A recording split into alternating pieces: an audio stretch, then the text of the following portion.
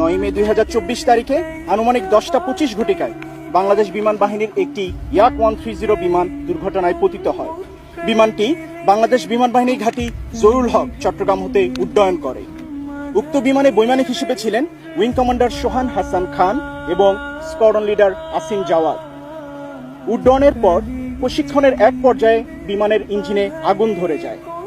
বৈমানিকগণ দক্ষতার সাথে বিমানটিকে দ্রুততার সাথে নিয়ন্ত্রণে আনেন এবং নিরাপদ অবতরণ করার প্রচেষ্টা করেন, কিন্তু বিমানের আগুন নিয়ন্ত্রণের বাইরে চলে যাওয়ায় বৈমানিকগণ যথাসম্ভব জানমালের ক্ষতি এড়িয়ে বিমান হতে জরুরি প্যারাশুটের মাধ্যমে অবতরণ করার সিদ্ধান্ত গ্রহণ করেন।